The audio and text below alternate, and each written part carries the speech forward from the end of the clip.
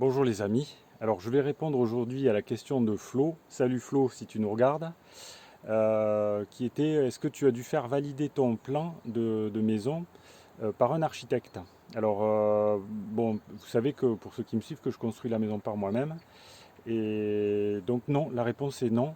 Je n'ai pas eu besoin de faire valider mon plan par un architecte. Ce n'est pas du tout obligatoire dans la mesure où votre maison n'a pas une surface supérieure à 150 mètres carrés. Vous pouvez absolument faire vos plans par vous-même. C'est légal absolument. Et voilà, vous pouvez tout faire par vous-même. Alors je vais vous montrer un petit peu mes plans et je vais vous parler aussi des difficultés peut-être et des conséquences qu'il peut y avoir quand même de faire ces plans soi-même. Alors, mes plans, je les ai faits avec le logiciel SketchUp, donc qu'on peut utiliser gratuitement. Vous voyez, tout est là dans un porte-vue. Et donc, vous voyez, on peut tout faire soi-même en fait. Voilà, on prend le logiciel, on fait ses plans, on dessine. Donc moi, ce que j'ai fait, vous voyez que ma maison est tout à fait simple. Puisque c'est juste un rectangle en fait. Alors évidemment c'est fait exprès, puisque moi je suis pas architecte de profession, et je ne suis pas non plus un professionnel du bâtiment. Et par conséquent, j'ai choisi de faire le plan le plus simple possible pour éviter d'avoir à faire des choses complexes qui justement là auraient demandé l'avis d'un expert en bâtiment ou au moins d'un professionnel qui soit capable de mesurer, par exemple, si on veut faire un balcon en béton armé, là, il vaut mieux savoir ce qu'on fait, quoi, parce que si on ne ferraille pas assez fort, ça peut avoir des conséquences gravissimes, des effondrements, etc. Donc oui, on peut faire ses plans soi-même, il n'y a pas de souci, c'est légal. Moi, mes plans, ils ont été acceptés au moment du dépôt de permis de construire, sans problème, quoi. Voilà, vous pouvez le faire, il n'y a pas de problème. Mais il faut faire quelque chose que vous devez étudier quand même très en détail, quoi, par rapport aux conséquences techniques de ce que vous faites. Il vous faut étudier à fond les DTU, c'est-à-dire les règles imposées par la profession dans les différentes catégories. Par exemple, s'ils vous disent qu'il faut ferrailler des poteaux tous les 5 mètres ou qu'il vous faut mettre du béton dosé à 350 kg, la tonne, il faut absolument respecter ce qui est préconisé, quoi.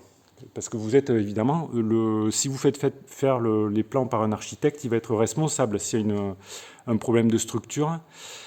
Un problème de conception, on va dire, c'est lui qui est responsable. Mais si c'est vous qui faites le travail, c'est vous qui êtes responsable. Donc si la maison, elle se fissure ou qu'il y a quelques problèmes que ce soit, ben, vous pouvez vous en prendre qu'à vous-même, hein.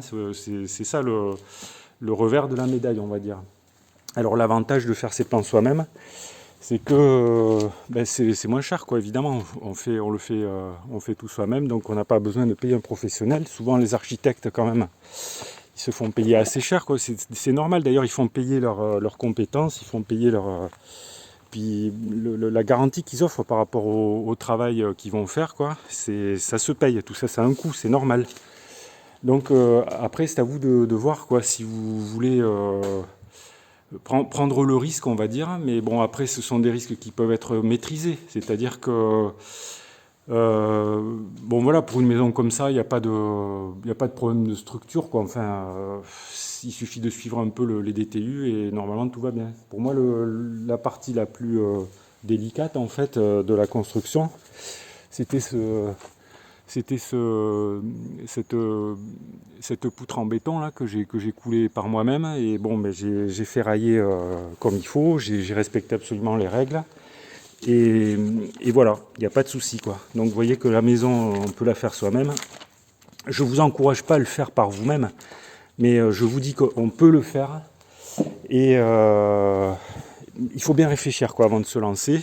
Réfléchissez bien à ce que vous avez l'intention de faire. Ne vous lancez pas dans des projets pharaoniques avec des choses super complexes si vous ne l'avez jamais fait, quoi.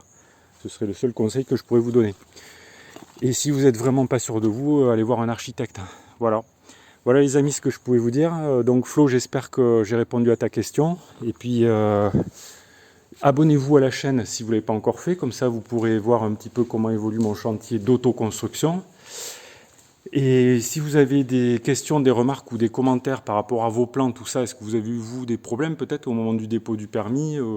Voilà, vous pouvez les faire dans le fil de discussion sous la vidéo. En attendant, je vous remercie pour votre attention et je vous dis à bientôt pour de nouvelles vidéos.